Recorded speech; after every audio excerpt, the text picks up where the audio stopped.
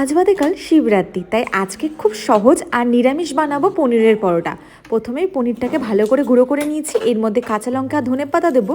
তার আগে একটু মশলা বানিয়ে নিই, এর মধ্যে শুকনো লঙ্কা জিরেটা একটু রোস্ট করে নিয়েছি, আর হাতেই এখানে মাখিয়ে নিয়েছি ময়দার ময়ম দিয়ে ময়দাটা। ওই ডোটা বানিয়ে রেডি থাক ততক্ষণে ওটাও গুঁড়ো করে নিয়েছি। এবার পনিরটার মধ্যে ধনেপাতা, কাঁচা লঙ্কা, বানানো মশলা আর লবণ দিয়ে ওটা মিক্সড করে নিলাম। আর যে ডোটা বানিয়ে রেখেছিলাম ময়দার, ওটা ভালো করে বেলে নিয়ে ওর মধ্যে স্টাফিংয়ের মধ্যে দিয়ে দিয়েছি পনিরটাকে।